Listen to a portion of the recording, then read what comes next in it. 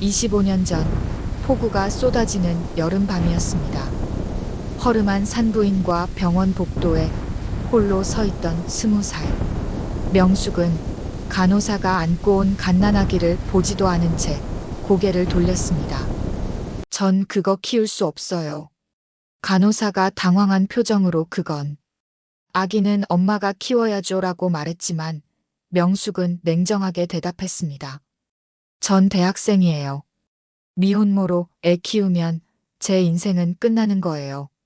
그날 밤 명숙은 병원을 빠져나와 품에 아기를 안고 빗속을 걸었는데 조용해 보이는 주택가 골목 하나를 발견하자 가지고 온 박스를 펼쳐 그 안에 아기를 넣었고 차가운 시멘트 바닥에 박스를 내려놓았습니다.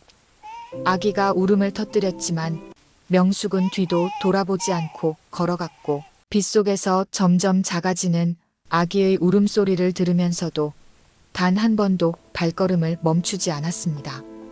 그녀의 머릿속엔 오직 하나뿐이었습니다. 이제 다시 시작할 수 있어.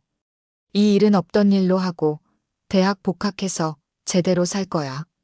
같은 날 밤 1시간 후 조폭 사무실 안에서는 비명소리가 울려 퍼지고 있었습니다.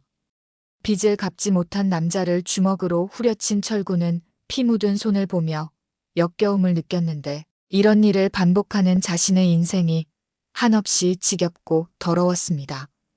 보스가 철구야, 오늘 수고했어. 이제 들어가라고 말하자 철구는 고개를 끄덕이고 밖으로 나왔습니다. 그때였습니다. 골목 끝에서 아기 울음소리가 들려왔습니다. 철구는 걸음을 멈추고 귀를 기울였는데 폭우 소리 사이로 가느다란 울음소리가 계속 들렸습니다. 호기심에 소리가 나는 쪽으로 걸어간 철구는 골목 구석에 놓인 박스를 발견했고 박스 안에는 갓난아기가 온몸을 떨며 울고 있었습니다. 이게 무슨... 철구는 황급히 재킷을 벗어 아기를 덮어주려 했지만 자신의 손이 피로 범벅이라는 걸 깨달았습니다. 급하게 근처 수도가로 달려가 손을 씻고 또 씻었는데 피가 지워지지 않는 것 같아서 비누까지 찾아 문질렀습니다. 손을 깨끗이 씻은 뒤 철구는 조심스럽게 아기를 안아 올렸습니다. 그 순간 신기한 일이 벌어졌습니다. 아기는 울음을 뚝 그치고 빗물 젖은 얼굴로 철구를 보며 방긋 웃었습니다. 철구의 눈에서 주르륵 눈물이 흘러내렸습니다. 평생 사람을 때리고 협박하며 살아온 자신을 보고 이렇게 순수하게 웃어주는 존재가 있다는 게 믿기지 않았고 아기는 작은 손으로 철구의 손가락을 꼭 쥐었습니다. 그 순간 철구는 무언가 결심했습니다. 이 아이를 지켜야겠다. 이 아이 때문에라도 사람답게 살아야겠다. 철구는 아기를 품에 꼭 안고 사무실로 돌아갔습니다. 보스를 비롯한 조직원들이 철구야, 그게 뭐야? 라고 물었고 철구는 밖에 버려진 아기입니다. 라고 대답했는데 조직원들은 야, 경찰 신고해. 우리가 왜 남의 새끼를 키워라고 말했습니다. 하지만 철구는 고개를 저었습니다. 전 이 아이를 키우겠습니다. 보스가 어이없다는 표정으로 물었습니다. 야, 너 미쳤어? 조폭이 애 키워? 넌 우리 2인자야. 쉽게 나갈 수 있는 자리가 아니야. 철구가 단호하게 대답했습니다. 그럼 전 조직 나가겠습니다. 사무실이 조용해졌고 보스는 한참을 철구를 바라보다가 한숨을 쉬며 말했습니다. 철구야, 너 3년 전 기억하나? 철구가 침묵하자 보스가 말을 이었습니다. 내가 적대 조직한테 습격당해서 죽을 뻔했을 때 내가 목숨 걸고 날 구해줬지. 보스가 담배를 꺼내 물며 말했습니다. 그때부터 너한테 빚졌다고 생각했어. 그 빚, 이걸로 갚는다. 철구의 눈빛이 흔들렸고 보스가 계속 말했습니다. 조직 나가라. 대신 조건이 있어. 완전히 손 씻고 우리 일에 절대 관여하지 마. 그리고 보스가 철구의 어깨를 툭 쳤습니다. 그 애 잘 키워. 내가 사람답게 사는 꼴 보고 싶다. 철구는 고개를 숙여 깊이 인사했습니다. 감사합니다, 형님. 평생 잊지 않겠습니다. 보스가 쓴웃음을 지으며 손을 흔들었습니다. 그리고 다신 이 세계로 돌아오지 마. 그날 밤 철구는 편의점에 달려가 분유와 젖병을 샀고 설명서를 보며 서툴게 우유를 타서 아기에게 먹였습니다. 아기는 우유를 꿀꺽꿀꺽 마셨고 배가 부르자 철구의 품에서 스르르 잠들었습니다. 철구는 잠든 아기를 내려다보며 중얼거렸습니다. 이름을 뭐라고 지을까? 지안이. 그래, 장지안. 내 딸로 살자. 그날부터 철구의 인생이 완전히 바뀌었습니다. 조직을 나온 철구는 건설 현장 일용직부터 시작했고 낮엔 일하고 밤엔 지안이를 돌봤습니다. 지안이가 열이 나면 밤새 간호했고 분유값이 부족하면 자기 밥을 거르면서도 아기 밥은 챙겼습니다.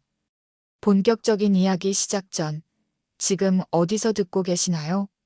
대전, 울산, 목포, 미국, 듣고 계신 곳을 꼭 댓글로 남겨주세요. 늘 행운이 함께 하시길 기도할게요. 자, 이야기 시작합니다. 25년이 흘렀습니다. 그 아기는 이제 25살 대학생이 되었고 철구는 머리에 흰머리가 섞인 50대 중반의 건설사 사장이 되어 있었습니다. 오늘은 철구의 생일이었습니다. 따뜻한 미역국 냄새가 퍼지는 작은 거실에서 환하게 웃으며 상을 차리는 지안을 보며 철구는 지안아, 이렇게까지 안 해도 되는데 라고 말했지만 지안은 아빠 생일인데 이 정도는 해야죠 라며 미역국 한 그릇을 상 위에 올려놓았습니다. 아빠 생일 축하해요. 환하게 웃는 딸을 보며 철구가 미소 짓는 순간 현관문이 난폭하게 열리면서 명품으로 치장한 50대 여자가 성큼성큼 들어왔습니다. 그리고 아무 말 없이 철구의 뺨을 후려쳤습니다. 찰싹.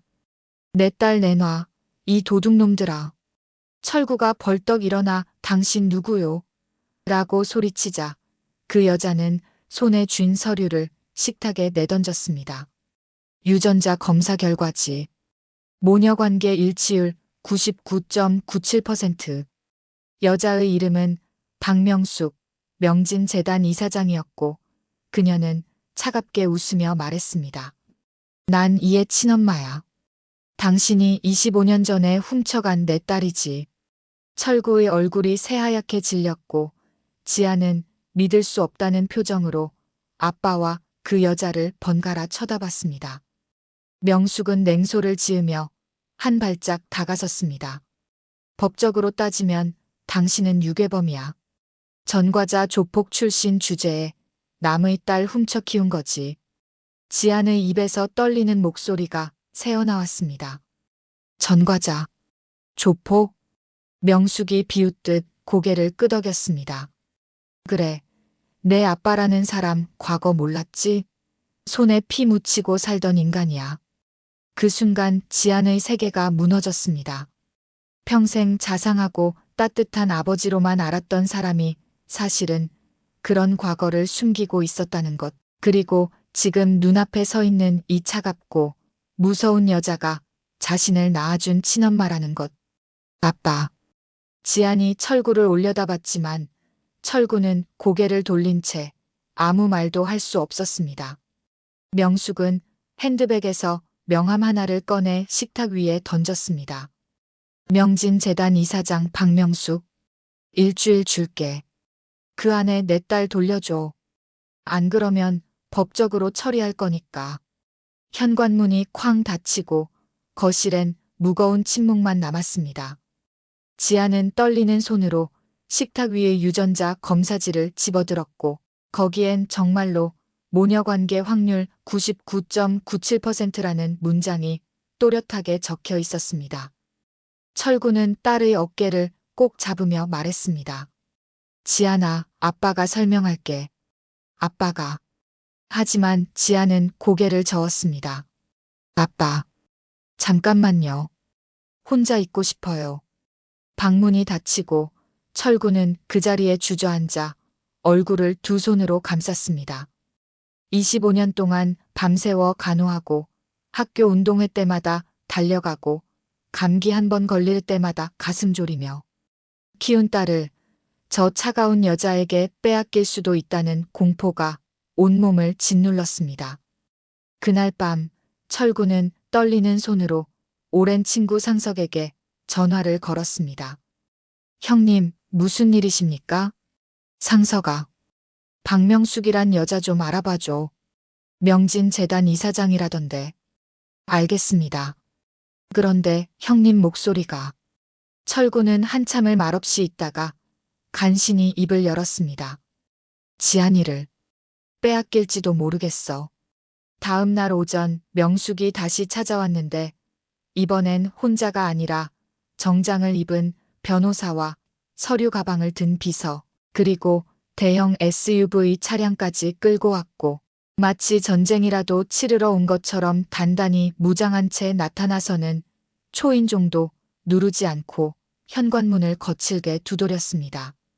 문을 연 철구 앞에서 명숙은 냉소를 지으며 안으로 들어와 말했는데 어제 일주일을 준다고 했지만 생각해보니 그럴 필요도 없을 것 같고 지금 당장 지안을 데려가도 법적으로 아무 문제가 없다는 식으로 얘기했고 변호사는 서류 뭉치를 꺼내 철구 앞에 펼쳤습니다. 출생신고서, 산부인과 진료기록, 탯줄 보관 증명서, 그리고 사립탐정이 작성한 25년간의 추적 보고서까지 완벽하게 준비된 증거들을 보며 철구의 주먹이 부들부들 떨렸지만 명숙은 아랑곳하지 않고 말을 이었는데 당신이 지안을 잘 키운 건 인정하지만 법은 법이고 친권은 친부모에게 있으며 자신은 지금 당장이라도 지안을 데려갈 수 있다는 식으로 차갑게 선언했습니다. 그때 방문이 벌컥 열리며 부은 눈의 지안이 뛰쳐나와 명숙을 노려보며 소리쳤는데 25년 동안 어디 계셨는데 이제 와서 엄마 행세냐며 자기는 당신을 모르는 사람이라고 외쳤지만 명숙은 소파에 천천히 앉으며 과거를 꺼내기 시작했습니다. 25년 전 자신은 20살짜리 대학생이었고 미혼모가 되면 인생이 끝나는 시대였으며 부모님은 자신을 집에서 쫓아냈고 남자친구는 도망갔다는 식으로 얘기했고 병원에서 아이를 낳고 나서 선택해야 했는데 아이와 함께 길거리에서 굶어 죽을 것인지 아니면 아이를 보내고 다시 일어설 것인지 고민했으며 결국 조용한 곳에 아이를 놓고 왔다고 말했습니다. 철구가 비웃듯 코웃음을 치며 조용한 곳, 조폭 사무실 앞 골목이 조용한 곳이었어요? 라고 따져묻자 명숙은 철구를 노려보며 말했는데 그래 조폭 사무실이었지만 아이러니하게도 당신 같은 사람이 우리 딸을 키워줬고 그것도 손에 피 묻히고 사는 전과자 조폭이 키웠다는 식으로 냉정하게 대꾸했습니다. 입 닥쳐.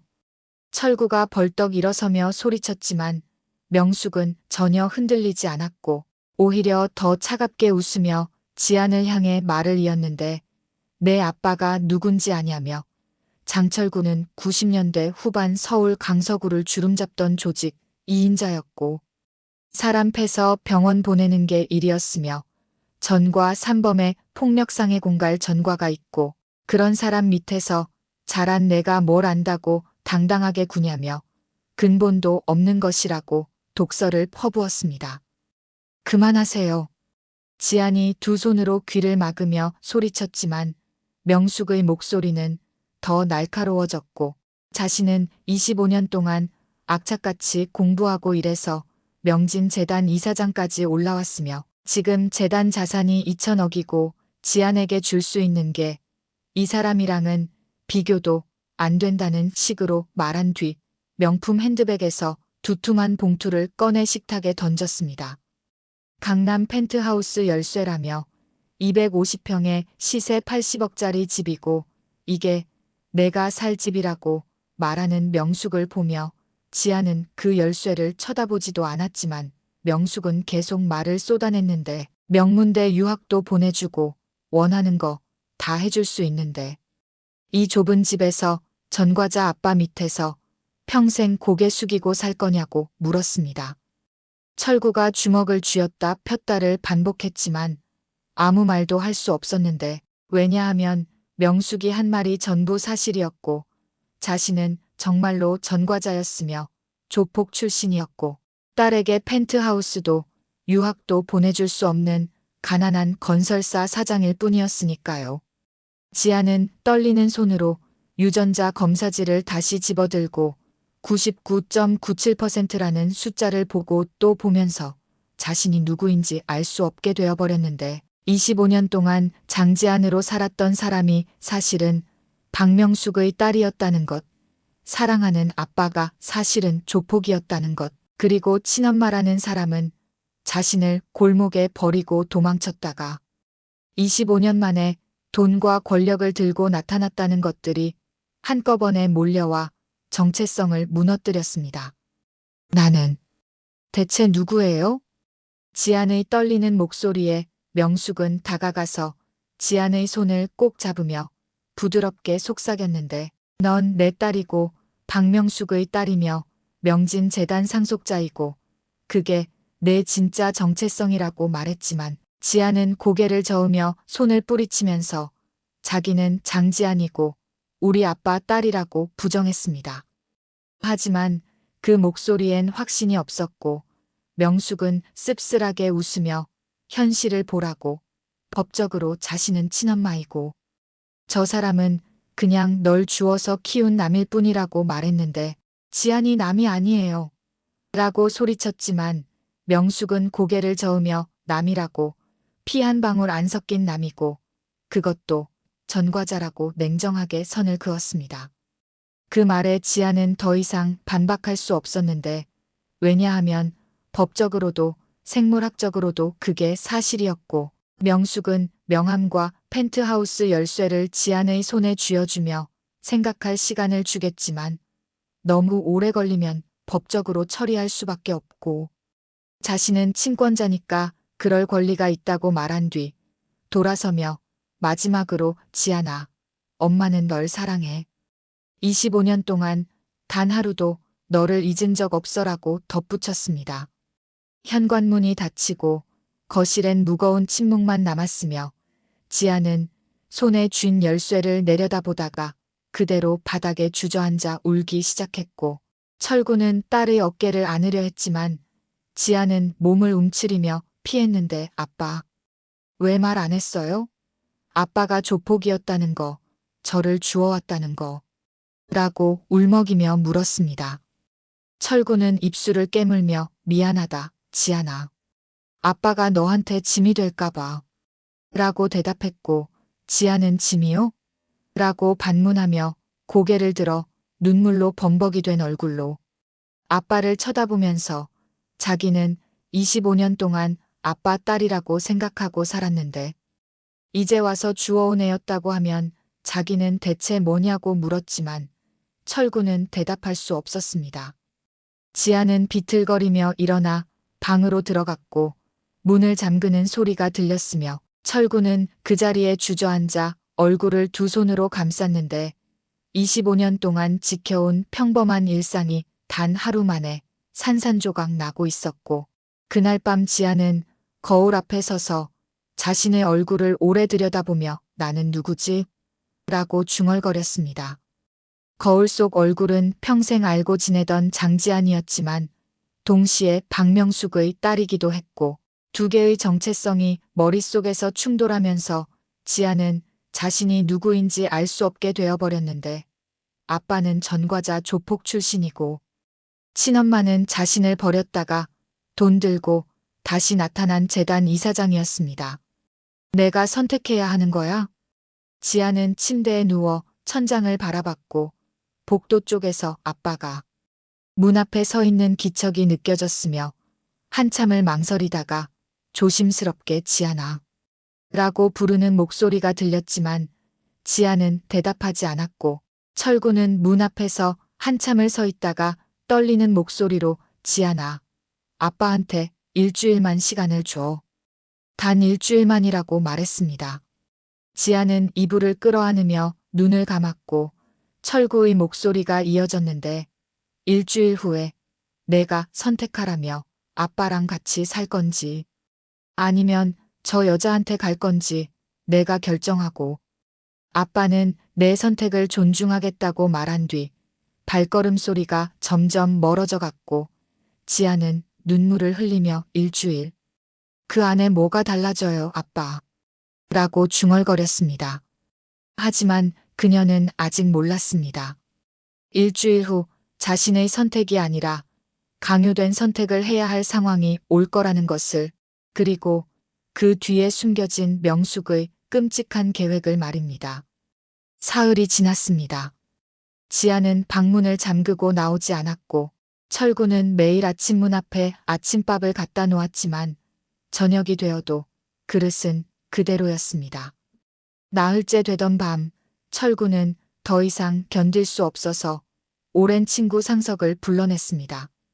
동네 구석진 포장마차에 마주 앉아 소주잔을 기울이던 철구는 한참을 말없이 있다가 떨리는 목소리로 입을 열었습니다. 상석아, 나 지안이 보내줘야 할 것 같아. 소주잔을 들던 상석의 손이 멎었고 그는 믿을 수 없다는 표정으로 철구를 쳐다봤습니다. 하지만 철구는 빈잔에 소주를 따르며 쓴웃음을 지었는데 법적으로 따지면 저 여자가 친엄마가 맞고 자신은 그냥 주워서 키운 남이라는 식으로 말했습니다. 형님. 상석이 주먹으로 테이블을 쳤지만 철구는 고개를 저었습니다. 냉정하게 생각해보면 그렇고 자신은 지안에게 뭘 해줄 수 있냐며 이 좁은 집과 건설사, 사장 월급밖에 없다고 말했습니다. 반면 저 여자는 재단 이사장이고 펜트하우스에 유학까지 보내줄 수 있으며 자신은 지안이가 고개 숙이고 사는 꼴을 못 본다고 덧붙였습니다. 철구는 소주를 단숨에 들이켰고 상석은 한참을 철구를 바라보다가 조심스럽게 물었습니다. 형님, 정말 그렇게 생각하십니까? 철구가 대답하지 못하자 상석이 말을 이었는데 자신은 25년 전 그날을 기억한다고 했습니다. 형님이 그 박스를 들고 사무실로 들어왔을 때 다들 버리라고 했고 조폭이 애 키워서 뭐 하냐고 했지만 형님은 피 묻은 손을 씻고 편의점 달려가서 분유 사오고 밤새 아기 안고 재웠다는 얘기였습니다. 그때 형님이 한 말 기억하십니까? 상석의 목소리가 차분해졌습니다. 이 아이 때문에 내가 사람 될 수 있을 것 같다고 하셨잖습니까? 철구의 눈가가 붉어졌고 상석이 소주잔을 들어올리며 말을 이었습니다. 형님은 지안이 때문에 조직 나왔고 일용직부터 시작해서 건설사 차렸으며 손에 피 묻히던 사람이 이제는 아파트 짓는 사람이 됐다는 것이었습니다. 철구는 고개를 떨구었습니다. 그래, 다 지안이 덕분이지. 그 애가 없었으면 난 아직도 그 더러운 세계에서 살고 있었을 거야. 상석이 테이블에 소주잔을 내려놓으며 단호하게 말했는데 그럼 왜 포기하냐며 지안이는 형님 딸이고 피가 섞였든 안 섞였든 25년을 키운 게 친부모 아니고 뭐냐고 따졌습니다. 철구는 대답 대신 빈잔만 바라봤고 상석은 한숨을 쉬었습니다. 형님, 박명숙 그 여자 뒷조사 결과 나왔습니다. 철구가 고개를 들었고 상석은 조심스럽게 말을 이었는데 아들이 있다고 했습니다. 32살의 이름은 박태준인데 간암 말기라는 것이었습니다. 뭐? 철구의 얼굴이 굳어졌고 상석이 핸드폰을 꺼내 자료를 보여줬습니다. 이식 대기자 명단 최상위에 올라있고 혈액형이 특이해서 기증자를 못 구하고 있다는 내용이었습니다. 철구의 머릿속이 빠르게 돌아갔습니다. 그럼 지안이가 확실하진 않습니다. 상석이 말했습니다. 근데 형님, 타이밍이 너무 의심스럽지 않습니까? 25년간 찾지도 않던 딸을 갑자기 지금 찾아온 게 철구의 주먹이 부들부들 떨렸습니다. 하지만 상석이 고개를 저었는데 증거가 없다는 것이었습니다. 그냥 의심일 뿐이고 섣불리 지안에게 말했다간 형님만 나쁜 사람 된다고 덧붙였습니다. 철구는 소주병을 집어들어 잔에 따르며 이를 악물었습니다. 증거를 찾아야겠어. 일주일 안에. 같은 시각 명숙은 고급 호텔 라운지에서 지안에게 문자를 보냈습니다. 지안아, 엄마야. 내일 시간 있니? 만나서 얘기 좀 하자. 지안은 핸드폰을 보고 한참을 망설이다가 결국 답장을 보냈습니다. 어디서요? 명숙의 답장은 즉시 왔습니다. 강남 호텔 라운지. 내일 오후 2시. 엄마가 기다릴게. 다음 날 오후 지안은 떨리는 마음으로 호텔 라운지에 들어섰습니다. 천장이 높고 샹들리에가 반짝이는 화려한 공간에서 창가 자리에 앉아있던 명숙이 손을 흔들었습니다. 지안아, 이리 와. 지안이 조심스럽게 다가가 앉자 명숙은 따뜻한 차를 한 잔 건네며 미소 지었습니다. 요즘 많이 힘들었지? 명숙이 말했습니다. 엄마도 마찬가지야. 25년 만에 딸을 만났는데 이렇게 시작하게 돼서. 지안은 차를 받아들고는 있었지만 마시지 않았고 명숙은 한숨을 쉬며 말을 이었습니다. 지난번에 너무 공격적으로 나갔고 장철구 씨한테도 미안한 마음이라는 얘기였습니다. 지안이 고개를 들어 명숙을 쳐다봤고 명숙은 눈가를 붉히며 말했습니다. 사실 엄마도 무서웠어. 너를 다시 잃을까봐. 침묵이 흘렀고 명숙이 계속 말했습니다. 25년 전 그날 엄만 20살이었어. 목소리가 떨렸습니다. 대학교 2학년이었고 남자친구는 임신 소식 듣자마자 도망갔지. 부모님은 날 집에서 쫓아냈고 지안의 손이 조금씩 떨리기 시작했고 명숙은 눈물을 닦으며 말을 이었습니다. 병원에서 아이를 낳고 선택해야 했는데 아이와 같이 길거리에서 굶어 죽을지 아니면 아이를 안전한 곳에 놓고 엄마 혼자 살아남을지 고민했다는 것이었습니다. 엄마는 비겁하게도 후자를 택했어. 명숙이 말했습니다. 조용한 주택가 골목에 널 놓고 누군가 발견해서 경찰에 신고하길 바라면서 도망쳤어. 그게 조폭 사무실 앞이었어요. 지안의 목소리가 떨렸고 명숙은 고개를 끄덕였습니다. 그래. 엄마가 몰랐어. 그냥 조용해 보이는 골목이었는데 거기가 그런 곳인 줄은. 명숙이 지안의 손을 잡으려 했지만 지안은 손을 빼며 물었습니다. 그럼 왜 25년 동안 찾지 않으셨어요? 명숙은 잠시 침묘하다가 대답했습니다. 무서웠어. 내가 날 원망할까봐. 그녀는 창밖을 바라보며 과거를 꺼냈습니다. 그리고 솔직히 말하면 엄마도 살아야 했어. 25년 동안 악착같이 일했다고 했습니다. 대학 복학해서 장학금 받아가며 졸업하고 작은 회사 들어가서 밤새 일하고 사업 시작해서 망하고 다시 일어섰다는 얘기였습니다. 그렇게 10년 걸려서 작은 재단 하나 차렸고 또 10년 걸려서 명진 재단으로 키웠어. 명숙의 목소리에 진심이 묻어났습니다. 그 과정에서 엄마는 단 하루도 너를 잊은 적이 없어. 지안은 차를 내려놓으며 조심스럽게 물었습니다.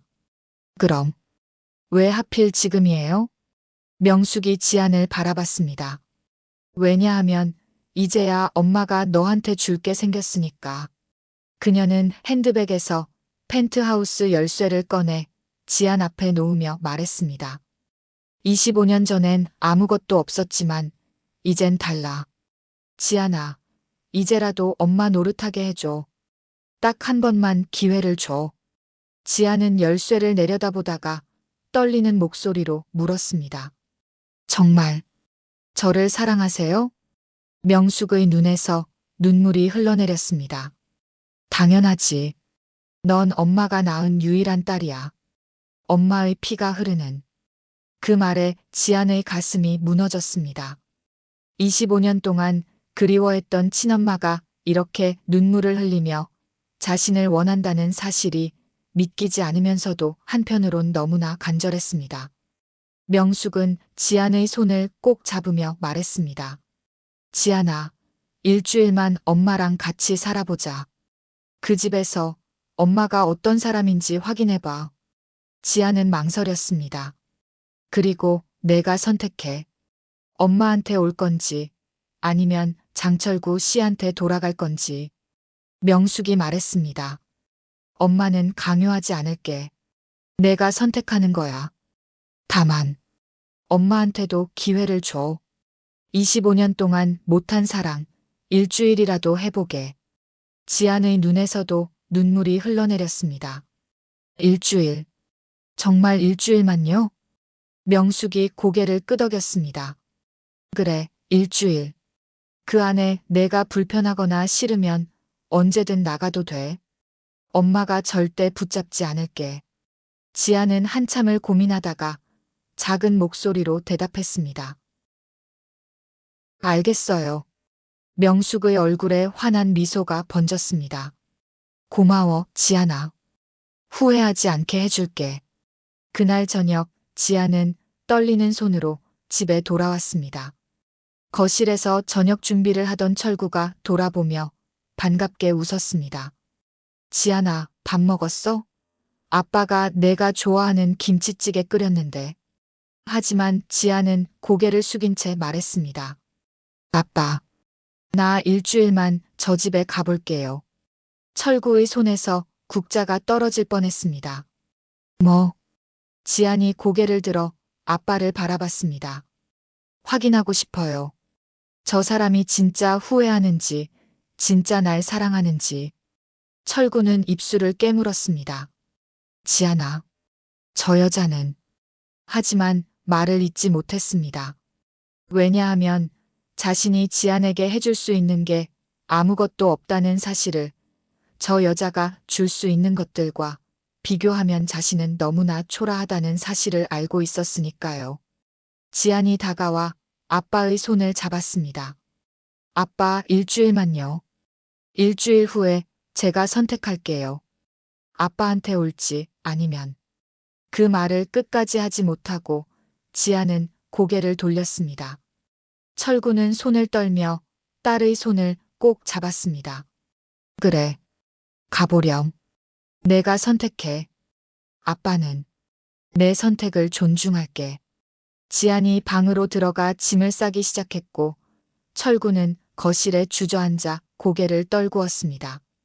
상석에게 전화를 걸어 떨리는 목소리로 말했는데 지안이가 간다고, 저 여자한테 간다고 말했습니다. 형님, 일주일 안에 증거를 찾아야 해. 저 여자가 지안이를 노리는 진짜 이유를. 1시간 후 고급 세단이 집 앞에 도착했습니다. 지안이 작은 가방 하나를 들고 나오자 명숙이 차에서 내려 환하게 웃으며 맞이했습니다. 지안아, 잘 결정했어. 엄마가 정말 잘해줄게. 지안이 차에 타기 전 마지막으로 집을 돌아봤습니다. 현관 앞에 서 있는 아빠의 모습이 보였고 철구는 손을 들어 흔들었습니다. 지안도 손을 흔들었고 차문이 닫혔습니다. 차가 출발하자 철구는 그 자리에 주저앉아 얼굴을 두 손으로 감쌌습니다. 25년을 키운 딸이 단 며칠 만에 자신의 곁을 떠나고 있었습니다. 하지만 그 순간 차 안에서는 섬뜩한 일이 벌어지고 있었습니다. 뒷좌석에 탄 지안이 창밖을 보며 눈물을 흘리는 동안 조수석에 앉은 명숙의 얼굴에서 눈물이 싹 사라지고 차가운 냉소가 번졌습니다. 그녀는 운전기사에게 조용히 말했습니다. 집으로 가요. 그리고 의사한테 연락해서 일정 확인하세요. 알겠습니다, 이사장님. 명숙은 백미러로 뒷좌석의 지안을 흘끗 보며 입꼬리를 올렸습니다. 일주일이면 충분해. 간 수치 확인하고 혈액형 재검사하고 수술 날짜 잡으면 되지. 그녀의 손에 쥔 핸드폰 화면엔 태준 주치의라는 이름이 떠 있었습니다. 강남 한복판에 우뚝 솟은 30층짜리 펜트하우스는 지안이 평생 살아온 집의 10배는 넘어 보였습니다. 현관문을 열고 들어서자 천장이 5m는 될 것 같은 거실이 펼쳐졌고 통유리창 너머로 서울 야경이 한눈에 내려다 보였습니다. 어때, 지안아? 이제부터 여기가 내 집이야. 명숙이 환하게 웃으며 지안의 어깨에 손을 올렸고 지안은 압도된 표정으로 주변을 둘러봤습니다. 너무 넓어요. 그치? 엄마가 내 방도 따로 꾸며놨어. 이리 와봐. 명숙이 지안의 손을 잡고 복도 끝 방으로 안내했고 문을 열자 호텔 스위트룸처럼 넓은 공간이 나타났습니다. 킹사이즈 침대에 드레스룸, 개인 욕실까지 딸린 방을 보며 지안은 입을 다물지 못했는데 명숙이 드레스룸도 열어봐라고 말했고 지안이 문을 열자 명품 옷들이 가득 걸려 있었으며 모두 새 옷이었습니다. 이건 너무 괜찮아. 엄마가 25년 동안 못해준 거 생각하면 이것도 부족해. 명숙은 지안의 손을 꼭 잡으며 말했습니다. 지안아, 여기서 편하게 지내. 뭐든 필요한 거 있으면 언제든 말하고. 지안은 고개를 끄덕였지만 왠지 모를 불편함이 가슴 한구석에 남아 있었습니다. 너무 완벽했습니다. 너무 준비된 느낌이었습니다. 마치 자신이 올 걸 미리 알고 있었던 것처럼. 그날 저녁 7시 거대한 식탁 위에 고급 케이터링 음식들이 차려지기 시작했습니다. 명숙은 지안을 식탁 앞에 앉히며 많이 먹어. 내가 좋아할 만한 걸로 다 준비했어라고 말했고 지안의 앞접시에 음식을 계속 올려놓았습니다. 지안은 당황한 표정으로 젓가락을 들었는데 감사합니다. 근데 이렇게까지 안 하셔도 라고 말하자 명숙은 환하게 웃으며 대답했습니다. 무슨 소리야? 25년 만에 딸이랑 밥 먹는데 이 정도도 못하겠어? 그런데 명숙은 지안이 음식을 먹는 모습을 유독 집중해서 지켜보고 있었습니다. 그나저나 지안아, 너 요즘 운동 같은 거 해? 갑작스러운 질문에 지안이 고개를 들었습니다. 아니요. 별로 안 해요. 그래. 그럼 당분간 운동은 하지 마. 특히 격한 운동. 지안이 이상하다는 표정을 지었습니다. 네. 왜요? 명숙이 재빨리 대답했습니다. 아, 너 요즘 스트레스 많이 받았잖아. 무리하면 안 좋아. 푹 쉬면서 몸 관리 잘 해야지. 지안은 고개를 끄덕였지만 뭔가 석연치 않았습니다. 그리고 명숙은 계속 특정 음식들을 권했는데 이거 먹어봐. 간에 진짜 좋아. 엄마가 특별히 주문한 거야 라거나 이것도 해독에 좋대. 많이 먹어라거나 술은 절대 마시면 안 돼. 몸에 안 좋아라는 식으로 계속 간 건강을 강조했습니다. 지안이 젓가락을 내려놓으며 조심스럽게 물었습니다. 엄마, 왜 자꾸 간에 좋은 음식만 권하세요? 명숙의 표정이 잠깐 굳었다가 이내 웃음을 지으며 대답했습니다. 아, 엄마가 건강검진 받았는데 간 수치가 안 좋다고 해서. 그래서 요즘 간 건강에 신경 쓰거든. 너도 같이 관리하면 좋잖아. 그럴듯한 대답이었지만 지안의 마음속 불편함은 점점 커져갔습니다. 밤 10시 지안은 넓은 방에 혼자 누워 천장을 바라봤습니다. 고급 침대는 푹신했지만 잠이 오지 않았고 집에 있는 아빠 생각이 났습니다. 지금쯤 아빠는 뭐 하고 계실까? 밥은 드셨을까? 혼자 외롭지는 않으실까? 핸드폰을 집어들고 아빠에게 전화를 걸까 망설이다가 결국 문자만 보냈습니다. 아빠, 잘 도착했어요. 걱정 마세요. 잠시 후 답장이 왔습니다. 그래, 지안아. 편하게 있어. 아빠는 괜찮으니까. 하지만 지안은 알고 있었습니다. 아빠는 절대 괜찮지 않다는 걸. 지금 혼자 거실 소파에 앉아 술이라도 마시고 계실 거라는 걸. 눈물이 날 것 같아서 핸드폰을 덮고 지아는 물을 마시러 방 밖으로 나왔습니다. 한밤중 복도는 조용했습니다. 거실 쪽으로 걸어가던 지아는 복도 끝 방 하나에서 새어나오는 불빛을 발견했습니다. 문이 살짝 열려 있었고 호기심에 지아는 조심스럽게 다가갔습니다. 문틈 사이로 안을 들여다보자 침대에 누워있는 남자가 보였습니다. 30대로 보이는 남자는 안색이 창백했고 팔에 링거를 맞고 있었으며 침대 옆 탁자에는 약병들이 가득했고 의료기기들이 놓여 있었습니다. 누구지? 지안이 중얼거리는 순간 그 남자가 고개를 돌려 지안과 눈이 마주쳤습니다. 남자의 눈빛은 복잡했는데 놀람과 미안함, 그리고 죄책감 같은 게 뒤섞여 있었습니다. 지안이 뭔가 말을 하려는 순간 뒤에서 명숙의 목소리가 들렸습니다. 지안아, 뭐해? 지안이 깜짝 놀라 돌아서자 명숙이 급하게 다가와 방문을 닫았습니다. 저기, 누구예요? 저 방에. 명숙이 재빨리 대답했습니다. 아, 오빠야. 네, 오빠. 지안의 눈이 커졌습니다. 오빠? 명숙은 지안의 팔을 잡고 거실 쪽으로 걸었는데, 그래, 넌 몰랐겠지. 엄마가 너 낳고 몇 년 후에 결혼해서 아들을 낳았어. 내 이복 오빠야라고 설명했습니다. 그런데 왜? 아파. 많이 아파서 집에서 요양 중이야. 그러니까 놀라게 하지 말고 조용히 있어줘. 명숙의 목소리는 부드러웠지만 지안의 팔을 잡은 손에는 힘이 들어가 있었습니다. 지안은 고개를 끄덕였지만 뭔가 석연치 않았는데 저 남자의 눈빛이 단순히 아픈 사람의 눈빛이 아니었습니다. 마치 미안해하는 것 같았습니다. 그날 밤 지안은 잠을 이룰 수 없었습니다. 새벽 2시 목이 말라 부엌으로 가려고 방문을 열었는데 복도 끝에서 명숙의 목소리가 들렸습니다. 전화 통화를 하고 있었습니다. 지안은 본능적으로 복도 구석에 몸을 숨기고 숨을 죽인 채 귀를 기울였습니다. 네, 교수님. 다음 주 화요일로 수술 날짜 잡아주세요. 명숙의 목소리는 낮고 조용했습니다.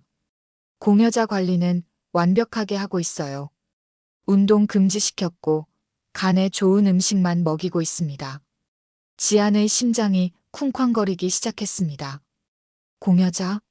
명숙이 잠시 상대방의 말을 듣더니 대답했는데 혈액형 재확인도 완료됐고요. 간 수치도 최상입니다. 걱정 마세요라고 말했습니다. 지안의 손이 떨리기 시작했고 온몸에 소름이 돋았습니다. 명숙의 목소리가 계속 이어졌습니다. 태준이는 이제 시간이 얼마 없어요. 이번이 마지막 기회예요. 제발 이번엔 성공해야 합니다. 태준. 저 방에 누워있던 남자. 그리고 수술, 공여자 간 수치. 지안의 머릿속에서 퍼즐 조각들이 맞춰지기 시작했습니다. 네, 알겠습니다. 그럼 다음 주 화요일 아침 8시에 병원으로 데려갈게요. 명숙이 잠시 멈췄다가 말했습니다. 본인 동의요? 그건 제가 알아서 할게요. 어차피 친권자 동의면 되잖아요. 친권자 동의? 지안의 입술이 파랗게 질렸고 명숙이 준비 잘 부탁드립니다 라고 말하며 전화를 끊는 소리가 들렸습니다. 지안은 급하게 몸을 숨기려 했지만 너무 늦었습니다. 복도로 나온 명숙과 눈이 마주쳤습니다. 지안아? 명숙의 얼굴에서 부드러운 미소가 사라지고 차가운 표정이 번졌습니다. 지안은 뒷걸음질 치며 떨리는 목소리로 물었습니다. 엄마, 지금 무슨 얘기 하신 거예요? 공여자가. 누구예요? 명숙이 한 발짝 다가왔습니다. 얼마나 들었니? 지안의 목소리가 점점 커졌습니다. 대답해 주세요. 수술이 뭐예요? 저랑 무슨 상관이에요? 명숙은 한숨을 쉬며 고개를 저었습니다. 휴, 이렇게 될 줄 알았어야 했는데. 그녀는 차가운 표정으로 지안을 바라보며 말했습니다. 지안아, 진정하고 엄마 얘기 들어봐. 내 오빠 태준이가. 지안이 떨리는 목소리로 말했습니다. 제가 공여자예요, 그렇죠? 명숙의 눈빛이 흔들렸습니다. 잠시 침묵이 흘렀고 명숙은 천천히 고개를 끄덕였습니다. 그래, 맞아. 지안의 다리에 힘이 풀렸고 벽에 기대어 겨우 몸을 지탱했습니다. 명숙이 다가와 지안의 어깨를 잡으려 했지만 지안은 몸을 피했고 명숙이 말했습니다. 지안아, 오빠가 간암 말기야. 이식하지 않으면 6개월도 못 버텨. 너만이 유일한 혈연 공여자야. 지안의 눈에서 눈물이 흘러내렸습니다. 그래서 25년 만에 절 찾은 거예요? 오빠 살리려고? 명숙이 대답하지 않았고 그 침묵이 모든 걸 말해줬습니다. 지안은 목이 메어 말했는데 펜트하우스도 명품 옷도 다 거짓말이었냐며 자기를 여기 데려오려고 한 거냐고 물었습니다. 명숙이 한숨을 쉬며 말했습니다. 거짓말은 아니야. 다 내 거야, 진짜로. 다만 조건이 하나 있을 뿐이지. 조건이요? 명숙이 지안의 눈을 똑바로 바라보며 말했습니다. 내 오빠를 살려줘. 간 일부만 주면 돼. 넌 건강하니까 금방 회복할 거야. 지안은 믿을 수 없다는 표정으로 뒤로 물러났습니다. 이게 엄마가 할 짓이에요? 명숙의 얼굴이 일그러졌습니다. 할 짓? 지안아, 난 엄마야. 두 자식 다 살리려는 거야. 그녀의 목소리가 높아졌습니다. 넌 간 일부만 주면 되고 태준이는 살 수 있어. 둘 다 살 수 있단 말이야. 지안이 소리쳤습니다. 전 싫어요. 지안이 방으로 뛰어들어가려 했지만 명숙이 지안의 팔을 잡았습니다. 지안아, 진정해. 우리 얘기 좀 하자. 놔주세요. 지안이 팔을 빼려 했지만 명숙의 힘이 더 셌고 명숙은 차가운 표정으로 말했습니다. 안 돼. 넌 이 집 밖으로 못 나가. 법적으로 넌 내 딸이고 난 내 친권자야. 지안이 울먹이며 소리쳤습니다. 친권자가 이런 짓을 해요? 명숙은 표정을 굳힌 채 복도 끝 방을 가리켰습니다. 저기 누워있는 사람이 내 오빠야. 같은 엄마 뱃속에서 나온 혈육이라고. 그녀의 목소리가 떨렸습니다. 그 애를 살릴 수 있는 건 너밖에 없어. 지안은 눈물을 흘리며 고개를 저었습니다. 전 모르는 사람이에요. 한 번도 본 적 없는. 명숙이 지안의 두 어깨를 꽉 잡으며 말했습니다. 일주일 있으면 알게 될 거야. 그리고 넌 선택하게 될 거야. 지안이 떨리는 목소리로 물었습니다. 만약 제가 거부하면요? 명숙의 눈빛이 차갑게 식었습니다. 거부? 지안아, 넌 미성년자가 아니지만 난 내 친권자야. 그리고 법은 엄마 편이야. 그 말에 지안의 온몸이 얼어붙었고 명숙은 지안을 방 안으로 밀어넣으며 말했습니다. 오늘 밤은 푹 쉬어. 내일 아침에 우리 다시 얘기하자. 진정하고 생각해봐. 내 오빠를 살릴 수 있는 건 너뿐이야. 엄마, 제발. 하지만 문이 닫혔고 바깥에서 자물쇠가 잠기는 소리가 들렸습니다. 지안은 문을 두드리며 소리쳤는데 열어주세요. 나가게 해주세요. 라고 외쳤지만 복도는 조용했고 명숙의 발걸음 소리가 점점 멀어져 갔습니다. 지안은 그 자리에 주저앉아 울기 시작했습니다. 펜트하우스도 명품 옷도 다정한 엄마의 미소도 전부 거짓말이었습니다. 자신은 그저 오빠를 살리기 위한 부품일 뿐이었습니다. 떨리는 손으로 핸드폰을 꺼내 아빠에게 전화를 걸려 했지만 신호가 잡히지 않았습니다. 와이파이도 차단되어 있었습니다. 완벽하게 고립된 것입니다. 지아는 창문으로 달려갔지만 30층 높이에서 내려다 보이는 야경만 차갑게 빛날 뿐이었습니다. 아빠, 아빠. 지아는 바닥에 주저앉아 아빠를 불렀는데 30층 높이의 유리창 너머로는 차가운 서울 야경만 무심하게 반짝일 뿐이었고 핸드폰 신호는 잡히지 않았으며 그 누구도 자신의 울음소리를 들어줄 수 없다는 절망감이 온몸을 짓눌렀습니다. 지아는 떨리는 손으로 문을 다시 두드렸지만 아무런 반응이 없었고 결국 바닥에 주저앉아 무릎을 끌어안은 채 작은 목소리로 중얼거렸습니다. 살려주세요, 아빠. 아빠. 하지만 아무도 대답하지 않았습니다. 같은 시각 집으로 돌아온 철구는 텅 빈 거실에 멍하니 앉아 있었습니다. 지안의 방문을 바라보고 있자니 25년 전 그날 밤이 떠올랐습니다. 폭우가 쏟아지던 그 밤, 사무실 앞 골목에서 울던 아기, 그리고 박스를 열었을 때 자신을 보고 방긋 웃던 그 미소. 철구는 떨리는 손으로 서재로 들어가 오래된 상자 하나를 꺼냈습니다. 상자 안에는 지안의 어릴 적 신발, 첫 돌사진, 유치원 졸업장, 그리고 25년 전 그날 밤 아기가 입고 있던 분홍색 내복이 고이 접혀 있었습니다. 철구는 그 작은 신발을 손에 쥐고 눈물을 흘렸습니다. 내가 자격이 없어서 내 새끼를 사지로 보냈구나. 25년 전 폭우 쏟아지는 어느 여름밤 20살의 명숙은 허름한 산부인과 병원 복도에 혼자 서 있었습니다. 갓 낳은 아기를 간호사가 안고 와서 축하드려요. 딸이에요라고 말했지만 명숙은 아기를 쳐다보지도 않았습니다. 오히려 고개를 돌려 창밖을 바라보며 차가운 표정으로 말했는데 전 그거 키울 수 없어요. 어디 맡길 데 없어요? 라고 물었습니다. 간호사가 당황한 표정으로 그건 아기는 엄마가 키워야죠 라고 말했지만 명숙은 냉정하게 대답했습니다. 전 대학생이에요.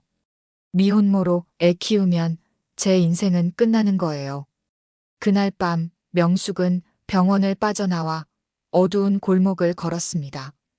품에 안긴 아기는 작게 울고 있었지만 명숙은 표정 하나 변하지 않았습니다. 조용해 보이는 주택가 골목 하나를 발견한 명숙은 가지고 온 박스를 펼쳐 그 안에 아기를 넣었고 차가운 시멘트 바닥에 박스를 내려놓았습니다. 아기가 울음을 터뜨렸지만 명숙은 뒤도 돌아보지 않고 걸어갔습니다. 빗속에서 점점 작아지는 아기의 울음소리를 들으면서도 명숙은 한 번도 발걸음을 멈추지 않았습니다. 그녀의 머릿속엔 오직 하나뿐이었는데 이제 다시 시작할 수 있어. 이 일은 없던 일로 하고 대학 복학해서 제대로 살 거야라는 생각뿐이었습니다. 명숙은 비를 맞으며 골목을 빠져나갔고 그 뒤를 돌아보지 않았습니다. 같은 날 밤 1시간 후 조폭 사무실 안에서는 비명소리가 울려 퍼지고 있었습니다. 빚을 갚지 못한 남자를 주먹으로 후려치던 철구는 피 묻은 손을 보며 역겨움을 느꼈는데 이런 일을 반복하는 자신의 인생이 한없이 지겹고 더러웠습니다. 보스가 철구야, 오늘 수고했어. 이제 들어가라고 말하자 철구는 고개를 끄덕이고 밖으로 나왔습니다. 그때였습니다. 골목 끝에서 아기 울음소리가 들려왔습니다. 철구는 걸음을 멈추고 귀를 기울였는데 폭우 소리 사이로 가느다란 울음소리가 계속 들렸습니다. 호기심에 소리가 나는 쪽으로 걸어간 철구는 골목 구석에 놓인 박스를 발견했고 박스 안에는 갓난아기가 온몸을 떨며 울고 있었습니다. 이게 무슨... 철구는 황급히 재킷을 벗어 아기를 덮어주려 했지만 자신의 손이 피로 범벅이라는 걸 깨달았습니다. 급하게 근처 수도가로 달려가 손을 씻고 또 씻었는데 피가 지워지지 않는 것 같아서 비누까지 찾아 문질렀습니다. 손을 깨끗이 씻은 뒤 철구는 조심스럽게 아기를 안아 올렸습니다. 그 순간 신기한 일이 벌어졌습니다. 아기는 울음을 뚝 그치고 빗물 젖은 얼굴로 철구를 보며 방긋 웃었습니다. 철구의 눈에서 주르륵 눈물이 흘러내렸습니다. 평생 사람을 때리고 협박하며 살아온 자신을 보고 이렇게 순수하게 웃어주는 존재가 있다는 게 믿기지 않았습니다. 아기는 작은 손으로 철구의 손가락을 꼭 쥐었고 철구는 그 순간 무언가 결심했습니다. 이 아이를 지켜야겠다. 이 아이 때문에라도 사람답게 살아야겠다. 철구는 아기를 품에 꼭 안고 사무실로 돌아갔습니다. 보스를 비롯한 조직원들이 철구야, 그게 뭐야? 라고 물었고 철구는 밖에 버려진 아기입니다. 라고 대답했는데 조직원들은 야, 경찰 신고해. 우리가 왜 남의 새끼를 키워라고 말했습니다. 하지만 철구는 고개를 저었습니다. 전 이 아이를 키우겠습니다. 보스가 어이없다는 표정으로 야, 너 미쳤어? 조폭이 애 키워? 라고 말했지만 철구는 단호하게 대답했습니다. 그럼 전 조직 나가겠습니다. 사무실이 조용해졌고 보스는 한참을 철구를 바라보다가 한숨을 쉬며 말했습니다. 좋아, 내 맘대로 해. 대신 완전히 손 씻고 나가. 나중에 그 애가 내 과거 알면 상처받을 거야. 철구는 고개를 숙여 인사했습니다. 감사합니다, 형님. 그날 밤 철구는 편의점에 달려가 분유와 젖병을 샀고 설명서를 보며 서툴게 우유를 타서 아기에게 먹였습니다. 아기는 우유를 꿀꺽꿀꺽 마셨고 배가 부르자 철구의 품에서 스르르 잠들었습니다. 철구는 잠든 아기를 내려다보며 중얼거렸습니다. 이름을 뭐라고 지을까? 지안이. 그래, 장지안. 내 딸로 살자. 그날부터 철구의 인생이 완전히 바뀌었습니다. 조직을 나온 철구는 건설 현장 일용직부터 시작했고 낮엔 일하고 밤엔 지안이를 돌봤습니다. 지안이가 열이 나면 밤새 간호했고 분유값이 부족하면 자기 밥을 거르면서도 아기 밥은 챙겼습니다. 3년이 지나 철구는 작은 건설 하청을 시작했고 10년이 지나 제법 괜찮은 건설사 사장이 됐습니다. 지안이는 무럭무럭 자라 아빠를 닮은 밝은 아이가 됐고 학교에서 상도 많이 받아왔습니다. 25년 동안 철구는 단 한 번도 후회한 적이 없었습니다. 현재 철구의 서재. 지안의 어릴 적 신발을 꼭 쥔 철구는 눈물을 흘리며 중얼거렸습니다. 지안아, 미안하다. 아빠가 너한테 더 많은 걸 해줬어야 했는데. 그때 핸드폰이 울렸고 상석의 이름이 떴습니다.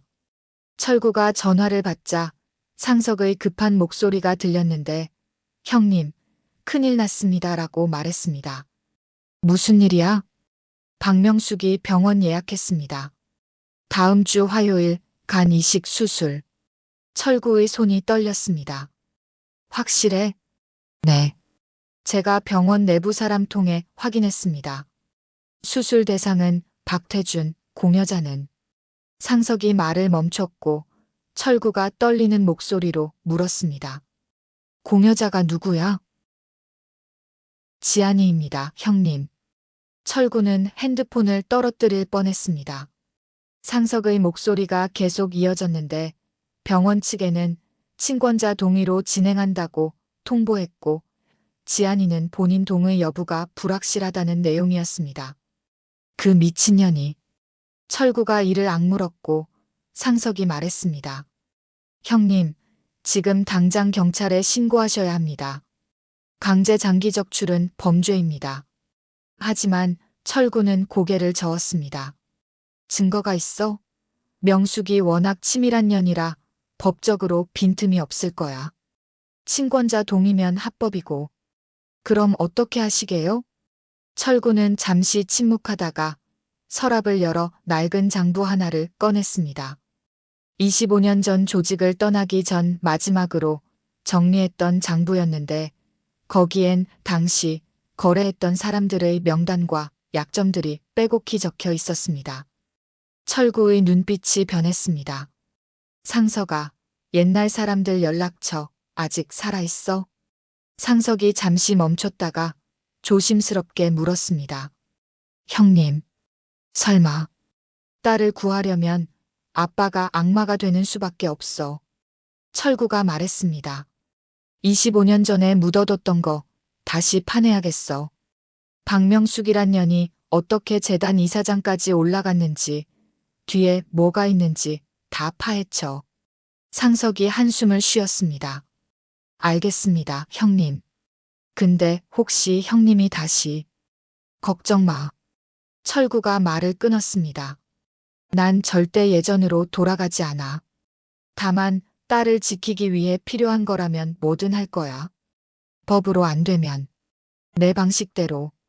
철구는 지안의 신발을 가슴에 꼭 안으며 중얼거렸습니다. 지안아, 조금만 버텨. 아빠가 반드시 너를 구해낼게. 같은 시각 명숙의 펜트하우스. 명숙은 거실 소파에 앉아 와인을 마시고 있었습니다.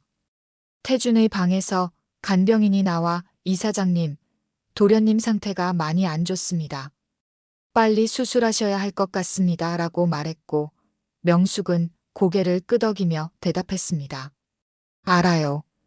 다음 주 화요일로 다 준비했어요. 간병인이 물었습니다. 그런데 공여자가 딸이시라고요? 명숙이 와인잔을 내려놓으며 차갑게 웃었습니다. 그래요. 내가 낳은 딸이니까 오빠 살리는 게 당연하죠. 하지만 본인이 동의는 내가 받아낼 거예요. 명숙이 말을 끊었습니다.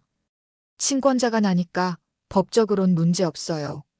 지안이가 조금 힘들어하겠지만 나중엔 이해할 거예요. 간병인은 불편한 표정을 지었지만 더 이상 말하지 않았고 명숙은 복도 끝 지안이가 갇혀있는 방을 바라보며 중얼거렸습니다. 미안하지만 어쩔 수 없어. 태준이는 내가 키운 아들이고 넌 그냥 25년 전에 버린 애잖아. 그녀는 와인을 한 모금 마시고 핸드폰을 들어 병원에 전화를 걸었습니다. 네, 교수님. 다음 주 화요일 수술 차질 없이 진행될 거예요.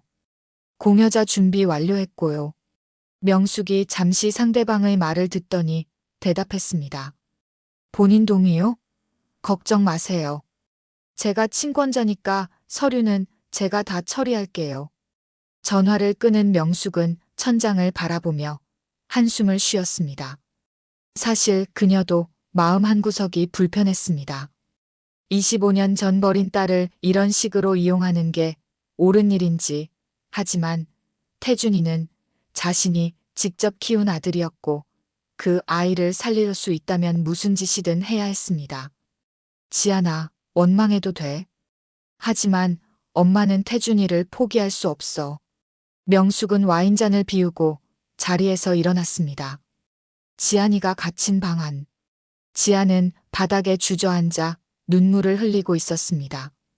핸드폰은 신호가 잡히지 않았고 문은 잠겨 있었으며 창문은 30층 높이라 탈출할 방법이 없었습니다.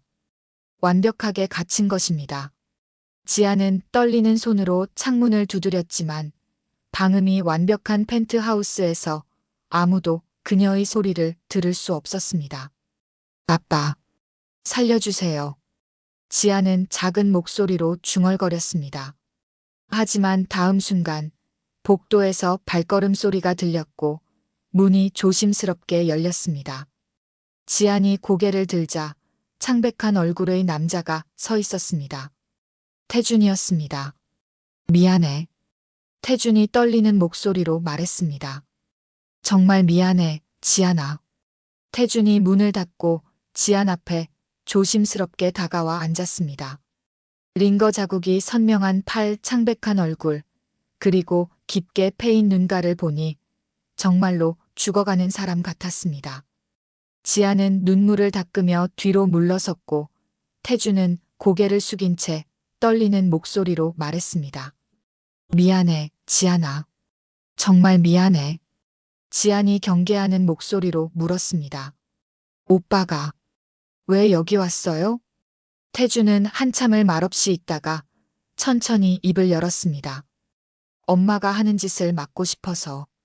지안의 눈빛이 흔들렸고 태준이 말을 이었습니다. 나도 오늘 밤에야 알았어.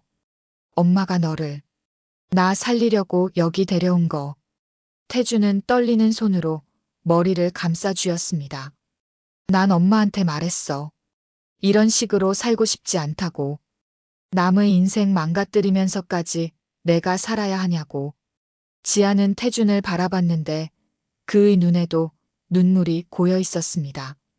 근데 엄마가 뭐라고 했는지 알아? 태준이 쓴웃음을 지었습니다. 내가 어차피 버린 애니까 괜찮대. 25년 동안 남이 키운 애고 이제 와서 엄마 노릇하는 거니까 이 정도는 해줘야 한다고. 지안의 가슴이 찢어지는 것 같았고 태준은 고개를 저으며 말했습니다. 미안해. 정말 미안해. 내가 아프지만 않았어도 내가 이런 일 당하지 않았을 텐데. 태준이 주머니에서 무언가를 꺼냈습니다. 작은 핸드폰이었습니다. 이거 내 핸드폰이야. 엄마가 관리하는 거 말고 몰래 쓰던 거. 태준이 지안의 손에 핸드폰을 쥐어주며 말했습니다. 신호돼. 엄마가 내 방은 차단했지만 이건 다른 회선이라서 괜찮을 거야. 지아는 떨리는 손으로 핸드폰을 받았고 태준이 계속 말했습니다. 내가 도망칠 방법을 찾아야 해. 내일 모레가 수술 날짜거든. 지안의 얼굴이 새하얗게 질렸습니다. 내일 모레요? 응. 엄마가 병원이랑 다 약속했어. 나도 이거 원하지 않아. 태준이 눈물을 흘렸습니다. 차라리 내가 죽는 게 나아. 이렇게 남의 인생 빼앗으면서 사는 것보다. 지아는 핸드폰을 꼭 쥐고 태준을 바라봤습니다. 이 사람은 명숙과 달랐습니다. 같은 엄마 뱃속에서 나온 오빠지만 그에게는 양심이 있었습니다. 오빠, 고마워요. 태준이 고개를 저었습니다. 고맙긴. 이것밖에 못해줘서 미안해. 그가 일어서며 말했습니다. 엄마가 곧 순찰 돌 거야. 난 가볼게. 그리고 꼭 도망쳐. 제발. 태준이 문을 열고 나가려는 순간 지안이 불렀습니다. 오빠. 태준이 돌아봤고 지안이 말했습니다. 오빠도 살아요. 다른 방법으로. 태준은 슬픈 미소를 지으며 고개를 끄덕였고 조용히 문을 닫았습니다. 바깥에서 자물쇠가 다시 잠기는 소리가 들렸지만 지안의 손에는 희망이 쥐어져 있었습니다. 떨리는 손으로 핸드폰을 켜자 신호가 잡혔습니다. 지안은 주저없이 아빠에게 전화를 걸었습니다. 철구는 서재에서 옛날 장부를 뒤적이고 있었는데 핸드폰이 울렸습니다. 모르는 번호였지만 이상한 예감에 전화를 받자 지안의 울먹이는 목소리가 들렸습니다. 아빠. 지안아. 철구가 벌떡 일어섰고 지안이 떨리는 목소리로 말했습니다. 아빠 저 갇혔어요. 여기서 못 나가요. 철구의 손이 부들부들 떨렸고 지안이 계속 말했습니다. 엄마가 아니 저 여자가 저를 수술시키려고 해요. 오빠 간 이식 공여자로요. 그 미친년이. 철구가 이를 악물었고 지안이 울면서 말했습니다. 내일 모레가 수술 날짜래요. 아빠 무서워요. 전 여기서 못 나가요. 철구는 심호흡을 하며 침착하게 말했습니다. 지안아, 진정해. 아빠가 반드시 너를 구해낼게. 어떻게요? 문은 잠겨 있고 30층이나 되는데. 일단 내가 있는 곳 위치 알려줘. 정확한 주소. 지안이 떨리는 목소리로 주소를 말했고 철구는 종이에 빠르게 적어 내려갔습니다. 좋아. 지안아, 이제부터 아빠 말 잘 들어. 철구가 말했습니다. 일단 그 핸드폰 꺼. 배터리 아껴야 해. 그리고 최대한 저 여자한테 순종하는 척해. 반항하면 더 위험해질 수 있어. 하지만 아빠를 믿어, 지안아. 48시간 안에 반드시 너를 구해낼게. 철구의 목소리는 단호했습니다. 그때까지만 버텨줘. 알았지? 지안이 눈물을 흘리며 대답했습니다. 네, 아빠. 사랑한다, 지안아. 저도 사랑해요, 아빠. 전화가 끊기고 철구는 즉시 상석에게 전화를 걸었습니다. 형님. 상석아, 지안이 위치 확인했어. 지금 당장 움직여야 해. 다음 날 새벽 3시, 명숙의 펜트하우스 담벼락 아래. 검은 옷을 입은 상석이 조심스럽게 건물 외벽을 살폈습니다. 30층짜리 고급 아파트는 경비가 삼엄했지만 상석에게는 옛날 707 특수부대 시절 배운 기술들이 남아 있었습니다. CCTV 사각지대를 이용해 건물 뒤편으로 이동한 상석은 비상계단 문을 조심스럽게 따고 들어갔습니다.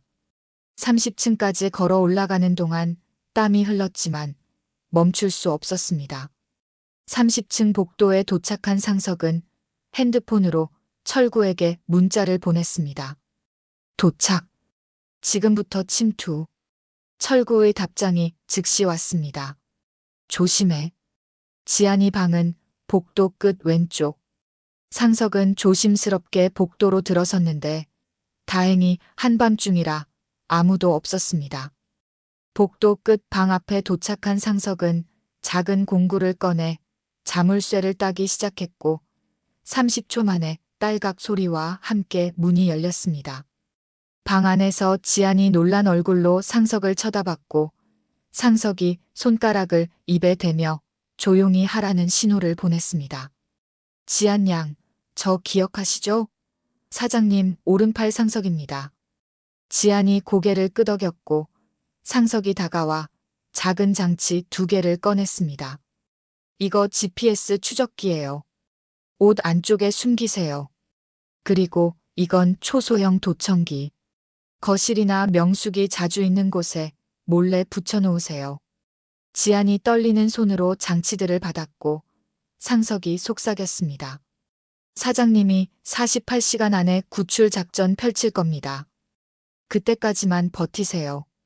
어떻게 구출할 건데요? 상석이 잠시 망설이다가 말했습니다. 법적으로는 안 됩니다. 명숙이 친권자니까요. 그래서 그가 조용히 말했습니다. 사장님이 옛날 방식을 쓰실 겁니다. 명숙의 약점을 잡아서. 지안의 눈빛이 흔들렸고 상석이 손을 꼭 잡으며 말했습니다. 걱정 마세요. 사장님은 절대 지안 양을 포기하지 않으십니다. 목숨 걸고 지킬 거예요. 지안이 눈물을 흘렸고 상석이 일어서며 말했습니다. 전 이만 나가겠습니다. 최대한 순종하는 척하세요. 반항하면 더 위험해집니다. 네. 고마워요.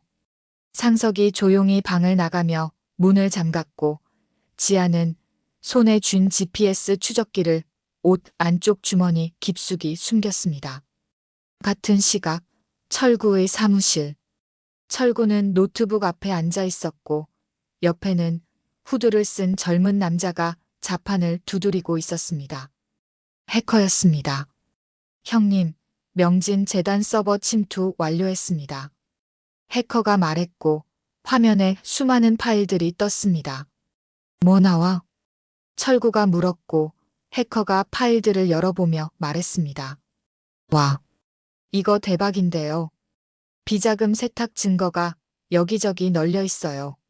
화면에는 명진 재단의 숨겨진 계좌들, 정치인들에게 넘긴 뇌물 내역, 탈세 증거, 그리고 불법 로비 자금 흐름이 적나라하게 드러났습니다. 철구의 눈빛이 차갑게 빛났습니다. 전부 복사해. 백업도 여러 개 만들고. 알겠습니다. 해커가 자판을 두드리기 시작했고 철구는 핸드폰을 들어 어떤 번호로 전화를 걸었습니다. 여보세요? 전화 너머로 낯선 남자의 목소리가 들렸고 철구가 말했습니다. 나야, 철구. 기억하나? 잠시 침묵이 흘렀고 남자가 놀란 목소리로 대답했습니다. 형님? 형님이 왜? 도움이 필요해. 25년 만에 부탁 하나 할게. 철구가 말했습니다. 명진재단 박명숙이란 년 알지? 네, 유명하죠. 근데 왜요? 그년이 내 딸을 납치했어. 장기 적출하려고. 전화 너머에서 숨쉬는 소리가 거칠어졌고 남자가 물었습니다. 형님, 무슨 일이십니까? 철구는 차분하게 상황을 설명했고 남자는 한참을 듣다가 말했습니다. 형님, 제가 도와드리겠습니다. 뭐가 필요하십니까? 내일 밤 사람 좀 빌려줘. 조용하게 일 처리할 사람들. 알겠습니다. 다음 날 아침 지안의 방문이 열렸습니다. 명숙이 환하게 웃으며 들어와 말했는데 지안아, 잘 잤어? 오늘은 우리 같이 아침 먹자라고 했습니다. 지안은 상석의 말을 떠올리며 고개를 끄덕였습니다. 네. 명숙은 놀란 표정을 지었습니다. 어머, 오늘 순해졌네. 어제는 그렇게 반항하더니. 지아는 고개를 숙이고 작은 목소리로 말했습니다. 생각해봤어요. 어차피 법적으론 엄마가 맞으니까요. 명숙의 얼굴에 미소가 번졌습니다. 그래, 잘 생각했어. 이리 와, 씻고 밥 먹자. 지아는 명숙을 따라 거실로 나갔고 식탁에는 푸짐한 아침이 차려져 있었습니다. 명숙이 지안을 안치며 말했는데 많이 먹어. 내일이 중요한 날이니까 체력 관리 잘해야지라고 했습니다. 지안의 손이 떨렸지만 애써 태연한 척하며 물었습니다. 내일이요? 명숙이 고개를 끄덕였습니다. 응. 내일이 수술 날이야. 너도 알잖아. 지아는 숨을 깊이 들이마시고 조심스럽게 물었습니다. 정말 해야 돼요? 다른 방법은 없어요? 명숙이 지안의 손을 잡았습니다. 지안아, 내 오빠를 살릴 수 있는 건 너밖에 없어. 간 일부만 주면 돼. 넌 젊고 건강하니까 금방 회복할 거야. 지아는 눈물을 참으며 고개를 끄덕였습니다. 알겠어요. 명숙은 환하게 웃으며 지안을 안았습니다. 고마워, 지안아. 정말 고마워. 넌 착한 애야. 지안은 명숙의 품에 안긴 채 눈물을 흘렸습니다. 하지만 명숙은 그게 감동의 눈물인 줄 알았고 지안의 등을 토닥이며 말했습니다. 걱정 마. 수술 끝나면 엄마가 정말 잘해줄게. 약속해. 지안은 대답 대신 옷 안쪽에 숨긴 GPS 추적기를 꼭 쥐었습니다. 아빠, 빨리 와주세요. 그날 오후 명숙이 전화 통화를 하러 서재로 들어간 사이 지아는 조심스럽게 거실 소파 뒤쪽에 도청기를 붙였습니다. 작은 스티커처럼 생긴 도청기는 눈에 잘 띄지 않았고 지아는 재빨리 자리로 돌아왔습니다. 잠시 후 명숙이 나와서 말했습니다. 지아나, 엄마 잠깐 병원 다녀올게. 내일 수술 최종 확인하려고. 지안이 고개를 끄덕였고 명숙은 핸드백을 들고 나갔습니다. 혼자 남은 지안은 태준이 준 핸드폰을 꺼내 아빠에게 문자를 보냈습니다. 아빠, 내일이 수술 날이래요. 제발 빨리. 잠시 후 철구의 답장이 왔습니다. 걱정 마. 오늘 밤 움직인다. 조금만 더 버텨.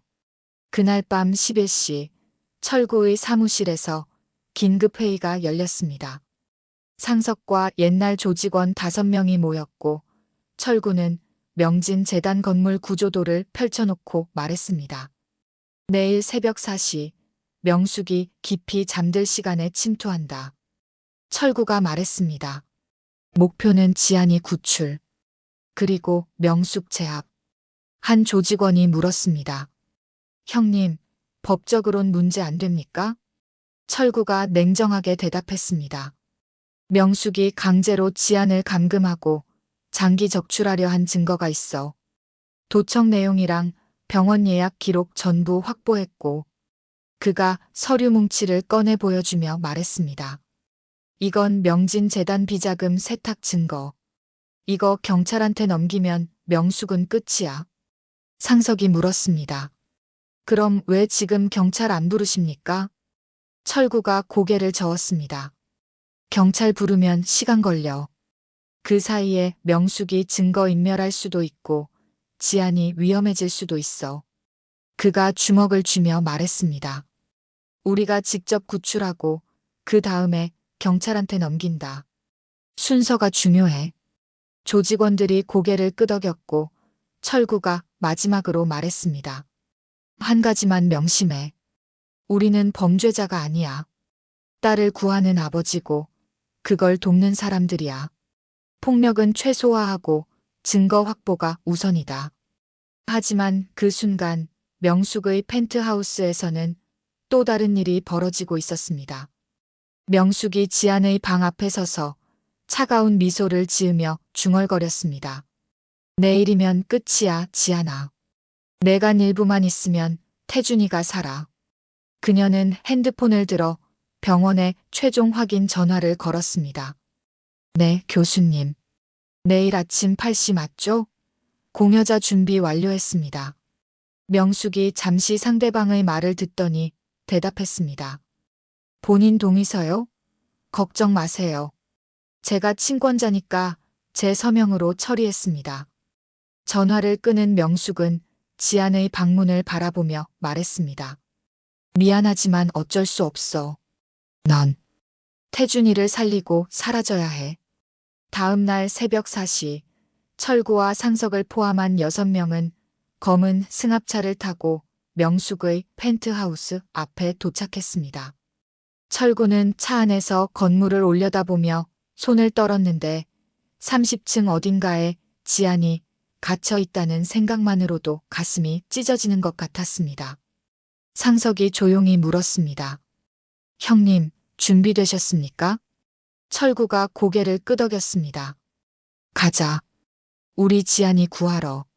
하지만 바로 그 순간 30층 펜트하우스 안에서는 예상치 못한 일이 벌어지고 있었습니다. 명숙이 갑자기 지안의 방문을 열고 들어왔는데 시계를 보니 새벽 4시 30분이었습니다. 지안아, 일어나. 명숙의 목소리는 차갑고 급했습니다. 계획이 바뀌었어. 지금 당장 병원 가야 해. 지안이 놀라서 벌떡 일어났습니다. 지금이요? 수술은 오전 8시라고. 병원에서 연락 왔어. 수술실이 지금 비었대. 빨리 가면 더 일찍 할 수 있어. 명숙이 지안의 팔을 잡아 끌며 말했습니다. 옷 갈아입고 나와. 5분 안에. 명숙이 나가고 문이 닫히자 지안은 급하게 태준이 준 핸드폰을 꺼내 아빠에게 문자를 보냈습니다. 아빠, 지금 병원 간대요. 빨리. 하지만 답장이 오지 않았습니다. 지안은 떨리는 손으로 옷을 갈아입고 GPS 추적기가 제대로 숨겨져 있는지 확인했습니다. 그리고 작은 목소리로 중얼거렸습니다. 아빠, 제발 제 위치 확인하고 있어요. 건물 로비에 막 들어서려던 철구의 핸드폰이 진동했습니다. 지안의 문자를 본 철구의 얼굴이 새하얗게 질렸습니다. 안 돼. 벌써? 상석이 물었습니다. 형님, 무슨 일입니까? 명숙이 지안 데리고 지금 병원 간대. 철구가 소리쳤습니다. GPS 추적 켜봐, 빨리. 상석이 노트북을 열어 GPS 신호를 확인하자 빨간 점 하나가 움직이기 시작했습니다. 펜트하우스를 빠져나와 지하 주차장 방향으로 이동하고 있었습니다. 형님, 지하 주차장으로 가고 있습니다. 철구가 운전석에 앉으며 소리쳤습니다. 쫓는다. 절대 놓치면 안 돼. 승합차가 급발진했고 철구는 핸들을 꽉 쥔 채 이를 악물었습니다. 명숙의 고급 세단이 지하 주차장을 빠져나왔습니다. 뒷좌석에 탄 지아는 창밖을 보며 눈물을 흘렸는데 거리는 텅 비어 있었고 도와줄 사람은 아무도 없었습니다. 조수석에 앉은 명숙이 운전기사에게 말했습니다. 대학병원으로. 최대한 빨리. 알겠습니다, 이사장님. 차가 속력을 올리기 시작했고 지아는 옷 안쪽 주머니에 손을 넣어 GPS 추적기를 만졌습니다. 아빠, 제발. 제발 찾아주세요. 명숙이 백미러로 지안을 흘끗 보며 말했습니다. 지안아, 너무 긴장하지 마. 수술 끝나면 금방이야. 지안은 대답하지 않았고 명숙은 한숨을 쉬며 앞을 바라봤습니다. 그녀도 마음 한구석이 불편했지만 이미 너무 멀리 와버렸습니다. 지금 와서 돌이킬 수는 없었습니다. 철구의 승합차는 필사적으로 명숙의 세단을 추격했습니다. 상석이 노트북을 보며 소리쳤습니다. 형님, 저 앞이에요. 검은색 벤츠. 철구가 엑셀을 밟았고 두 차 사이의 거리가 점점 좁혀졌습니다. 명숙의 운전기사가 백미러로 뒤를 보더니 명숙에게 말했습니다. 이사장님, 뒤에서 차가 따라오는 것 같습니다. 명숙이 뒤를 돌아보자 검은 승합차가 바짝 따라붙고 있었습니다. 빨리 가요.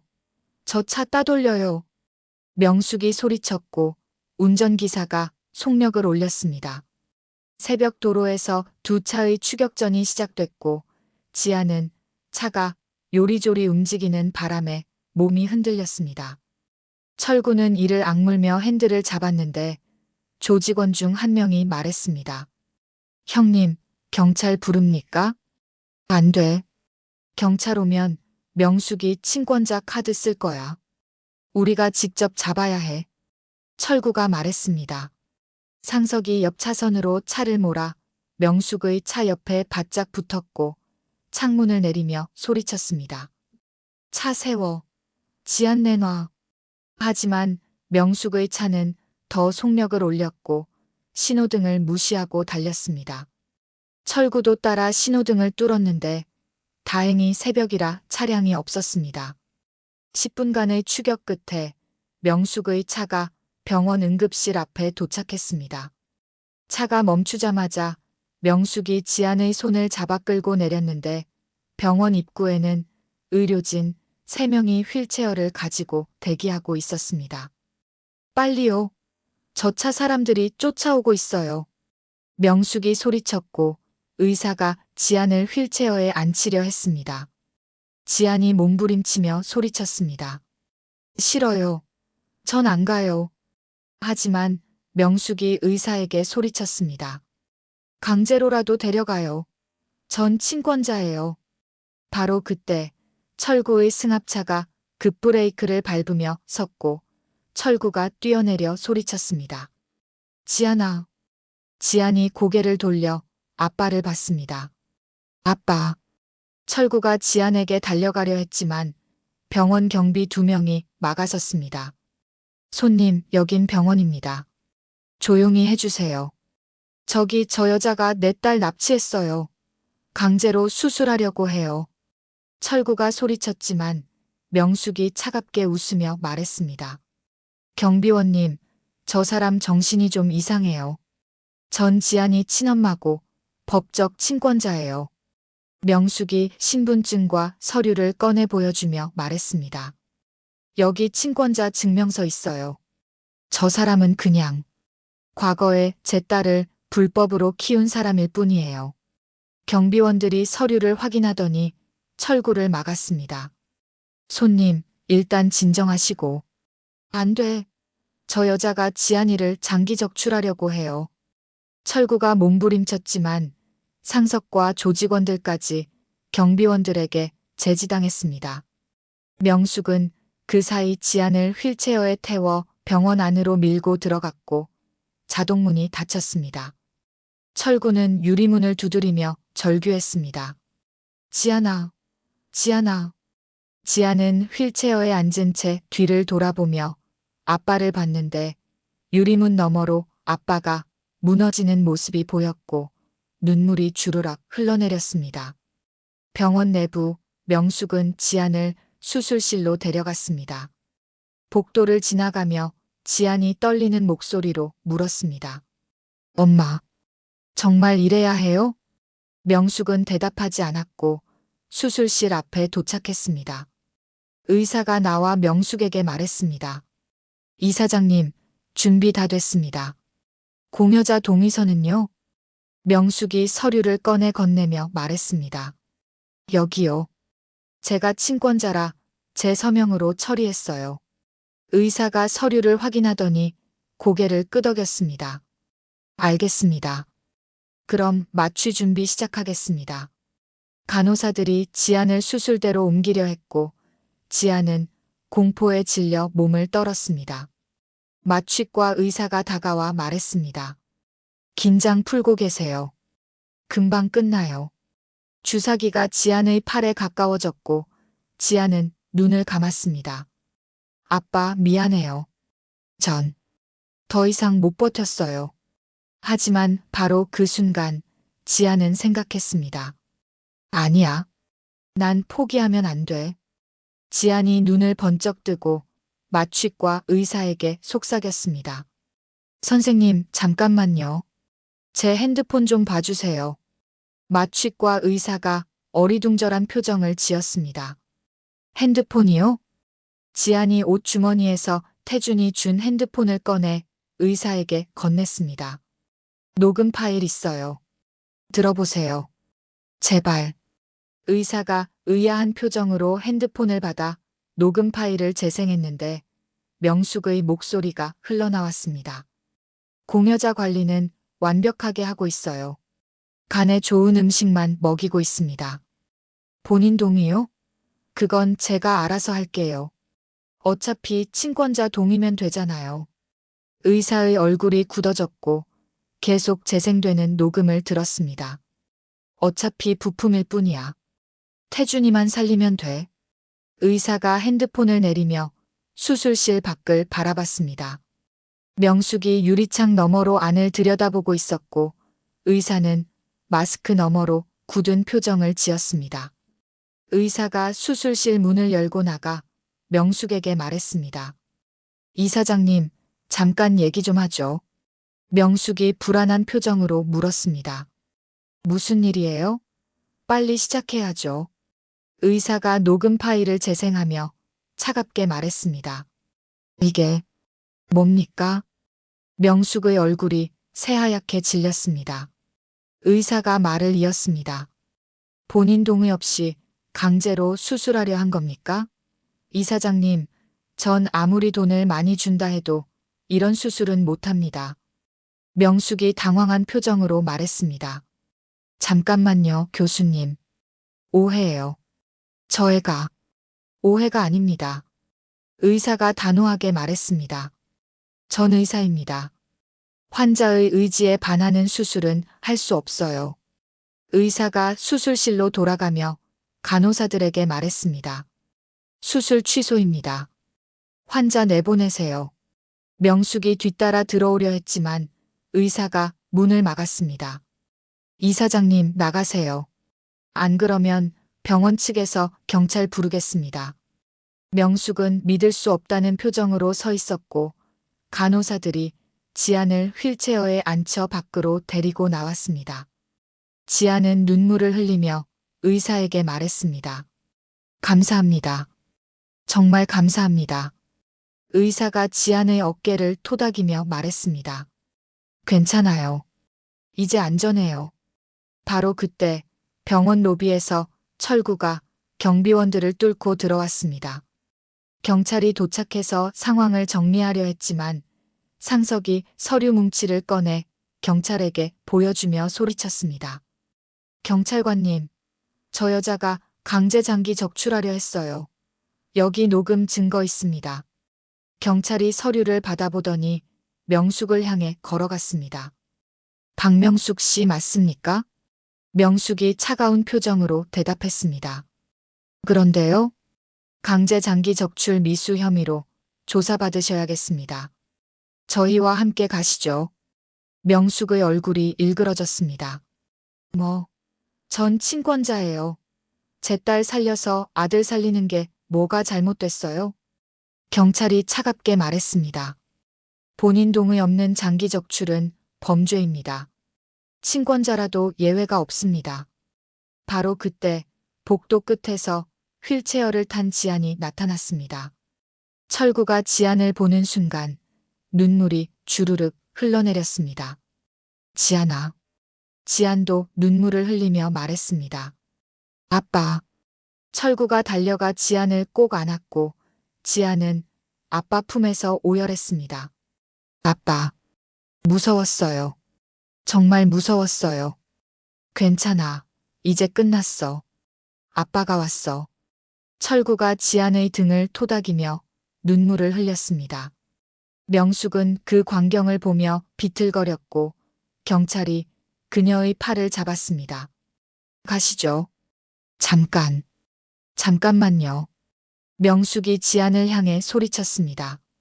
지안아, 엄마가 잘못했어. 미안해.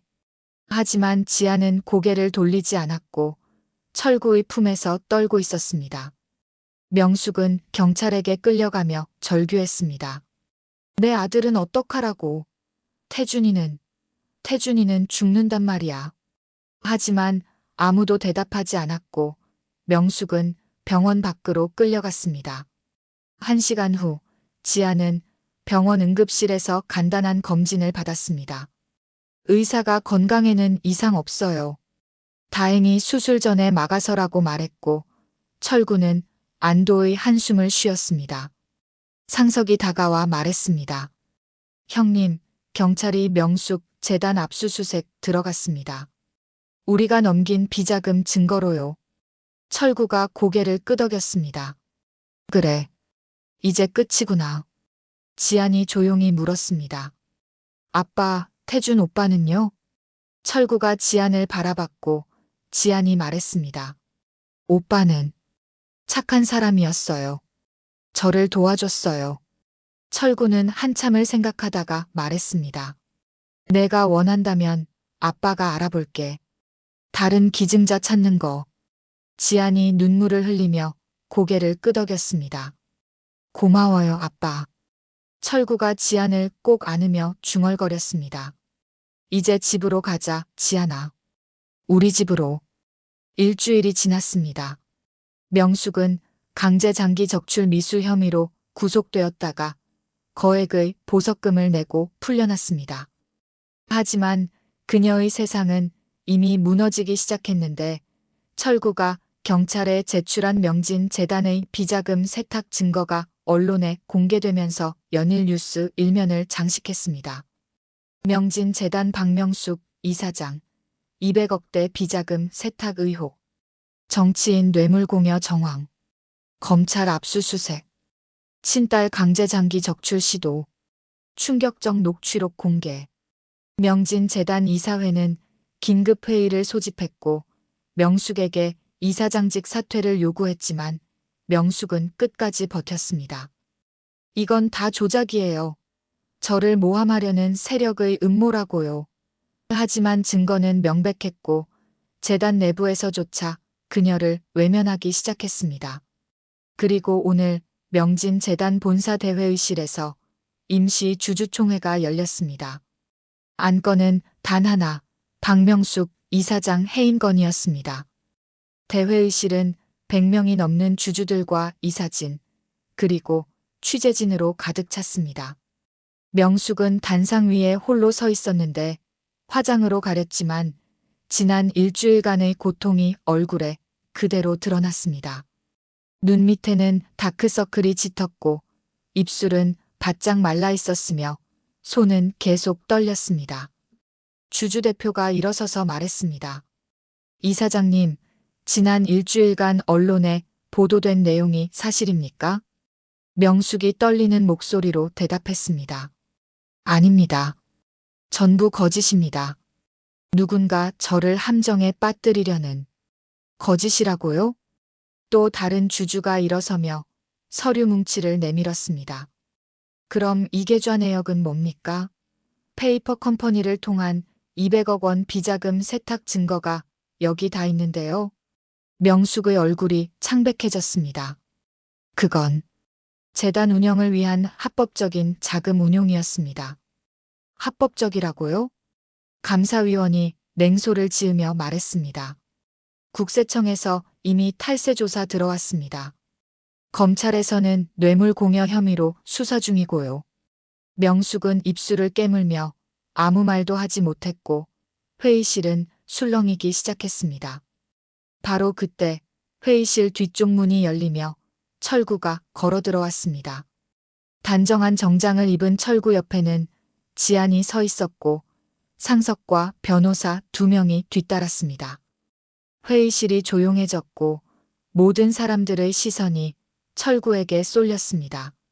명숙이 철구를 보는 순간 얼굴이 일그러졌습니다. 당신이 왜 여기 와? 철구가 천천히 단상을 향해 걸어가며 말했습니다. 당신이 내 딸한테 한 짓을 세상에 알리러 왔습니다.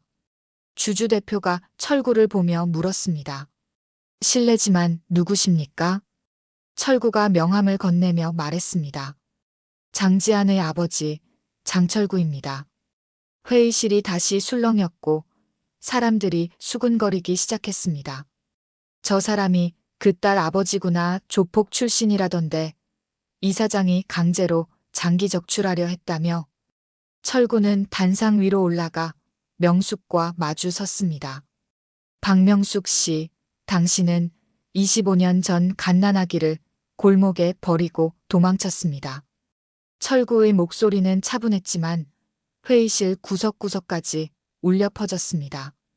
그 아기를 제가 주워서 25년 동안 딸로 키웠습니다. 그런데 당신은 아들이 간암에 걸리자 25년 만에 나타나서 제 딸을 납치해 강제로 장기를 적출하려 했습니다. 명숙이 소리쳤습니다. 거짓말이에요. 난 친엄마예요. 친권자라고요. 친권자? 철구가 비웃듯 말했습니다. 친권자가 자식을 부품 취급합니까? 철구가 상석에게 눈짓하자 상석이 노트북을 꺼내 대형 스크린에 연결했습니다. 스크린에 영상이 재생되기 시작했는데 명숙이 병원 의사와 통화하는 녹음이 흘러나왔습니다. 공여자 관리는 완벽하게 하고 있어요. 운동 금지시켰고 간에 좋은 음식만 먹이고 있습니다. 회의실이 술렁였고 명숙의 얼굴이 새하얗게 질렸습니다. 녹음이 계속 이어졌습니다. 본인 동의요? 그건 제가 알아서 할게요. 어차피 친권자 동의면 되잖아요. 그리고 결정타가 나왔습니다. 어차피 부품일 뿐이야. 태준이만 살리면 돼. 회의실이 술렁이더니 곧 웅성거리는 소리로 가득 찼습니다. 주주들은 믿을 수 없다는 표정으로 명숙을 바라봤고 취재진은 카메라를 들어 명숙을 찍기 시작했습니다. 이사장님, 이게 사실입니까? 친딸을 부품이라고 했습니까? 기자들의 질문이 쏟아졌지만 명숙은 아무 대답도 하지 못했습니다. 철구가 말을 이었습니다. 여러분, 이게 명진 재단 이사장의 진짜 모습입니다. 그가 또 다른 서류를 꺼내 들었습니다. 그리고 이건 명진 재단이 지난 10년간 정치인들에게 뇌물로 준 돈 내역입니다. 총 80억 원. 서류가 스크린에 띄워졌고 정치인들의 이름과 금액이 낱낱이 드러났습니다. 회의실은 아수라장이 됐고 주주들이 일어서서 소리치기 시작했습니다. 이사장 당장 사퇴하시오. 재단 망치는 것도 모자라 범죄까지. 경찰 불러요. 저 여자 체포해야 합니다. 명숙은 비틀거리며 뒤로 물러섰는데 철구가 한 걸음 다가서며 조용히 말했습니다. 박명숙 씨, 당신은 제가 조폭 출신이라고 무시했죠. 손에 피 묻힌 인간이라고 했죠. 철구의 눈빛이 차가워졌습니다. 하지만 전 25년 동안 단 한 번도 내 딸을 부품 취급한 적 없습니다. 전 딸을 사랑했고 딸을 위해 깨끗하게 살려고 노력했습니다. 그가 명숙을 똑바로 바라보며 말했습니다. 근데 당신은 뭡니까? 겉으론 재단 이사장이지만 속은 저보다 더러운 사람 아닙니까? 명숙의 입술이 파르르 떨렸고 철구가 마지막으로 한마디를 더했습니다. 제 딸 몸에 손대지 말랬죠.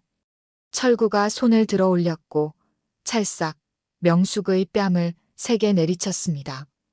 회의실이 조용해졌습니다. 명숙은 뺨을 감싸 쥐고 비틀거렸는데 철구는 차가운 표정으로 그녀를 내려다봤습니다. 이건 내 딸이 당한 고통에 비하면 아무것도 아닙니다. 바로 그때 회의실 문이 열리며 경찰 6명이 들어왔습니다. 박명숙 씨, 특정경제범죄 가중처벌법 위반 및 강제장기 적출 미수 혐의로 긴급 체포하겠습니다. 경찰이 수갑을 꺼내 명숙에게 다가갔고 명숙은 뒤로 물러서며 소리쳤습니다. 안 돼. 난 이사장이에요. 명진재단 이사장이라고. 하지만 주주 대표가 냉정하게 말했습니다. 이사장직은 지금 이 순간부로 해임됩니다. 만장일치로. 경찰이 명숙의 손에 수갑을 채웠고 차가운 쇠소리가 회의실에 울려 퍼졌습니다. 명숙은 수갑을 찬 손을 보며 믿을 수 없다는 표정을 지었는데 평생 권력과 돈으로 모든 걸 해결해온 그녀에게 이 순간은 악몽 같았습니다. 이럴 수 없어. 이럴 수가. 명숙이 중얼거렸지만 경찰은 그녀를 끌고 회의실 밖으로 나갔습니다. 복도에는 취재진들이 진을 치고 있었고 카메라 플래시가 터지기 시작했습니다. 명숙은 고개를 숙이고 걸었지만 기자들의 질문이 쏟아졌습니다. 이사장님, 혐의 인정하십니까? 딸을 정말 부품 취급했습니까? 200억 비자금은 어디에 썼습니까? 명숙은 대답하지 않았고 경찰차로 끌려가며 마지막으로 뒤를 돌아봤습니다. 건물 입구에 철구와 지안이 서 있었는데 철구는 지안의 어깨를 감싸 안고 있었고 지안은 아빠에게 기대어 있었습니다. 그 모습을 본 명숙의 눈에서 눈물이 흘러내렸습니다. 자신이 버린 딸이, 자신이 부품 취급한 딸이 저렇게 행복해 보이는 게 참을 수 없이 괴로웠습니다. 하지만 이미 돌이킬 수 없었습니다. 경찰차 문이 쾅 닫히고 차가 출발했습니다. 회의실로 돌아온 철구는 주주들 앞에서 마지막으로 말했습니다. 명진재단 여러분, 저는 오늘 복수하러 온 게 아닙니다. 철구가 말했습니다. 다만 진실을 알리고 싶었습니다. 그리고 제 딸이 아무 잘못 없다는 걸 증명하고 싶었습니다. 그가 지안을 바라보며 말을 이었습니다. 이 아이는 25년 전 버려진 아기였지만 제게는 세상에서 가장 소중한 딸입니다. 지안의 눈에서 눈물이 흘러내렸고 철구가 계속 말했습니다. 피가 섞였든 안 섞였든 25년을 함께 산 게 가족입니다. 그게 진짜 가족이라고 저는 믿습니다. 회의실 안 사람들이 박수를 치기 시작했고 박수 소리는 점점 커져서 회의실 전체를 가득 채웠습니다. 주주 대표가 다가와 철구의 손을 잡으며 말했습니다. 장 사장님, 정말 고생 많으셨습니다. 따님을 잘 지켜내셨습니다. 철구가 고개를 숙여 인사했습니다. 감사합니다. 회의실을 나온 철구와 지아는 건물 앞에 서서 하늘을 올려다봤습니다. 맑은 가을 하늘이 펼쳐져 있었고 바람이 시원하게 불었습니다. 지안이 아빠의 손을 꼭 잡으며 말했습니다. 아빠, 이제 정말 끝난 거죠? 철구가 고개를 끄덕이며 지안을 안았습니다. 그래, 이제 끝났어. 우리 이제 평범하게 살자. 지안이 눈물을 흘리며 웃었습니다. 네, 아빠. 상석이 다가와 말했습니다. 형님, 그런데 박태준 씨는 어떻게 하시게요? 철구가 한참을 생각하다가 말했습니다. 알아봤어. 서울대병원에 기증 대기자 명단 있다던데 거기 연결해줬어. 지안이 놀란 표정으로 물었습니다. 정말요, 아빠? 철구가 고개를 끄덕였습니다.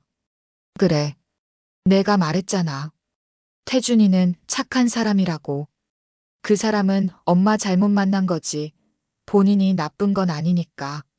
지안이 아빠를 꼭 안으며 말했습니다. 고마워요, 아빠. 정말 고마워요. 철구는 딸의 등을 토닥이며 하늘을 바라봤습니다. 25년 전 폭우 쏟아지던 밤, 골목에서 울던 아기를 안았을 때만 해도 이런 날이 올 줄은 몰랐습니다. 하지만 그 선택은 옳았고 지안이는 자신의 인생에서 가장 소중한 선물이었습니다. 오늘 이야기 정말 재밌었다면 꼭 댓글로 점수를 남겨주세요. 정말 재밌었다면 100점, 너무 재미없었다면 50점을 댓글로 남겨주세요. 복 많이 받으실 거예요.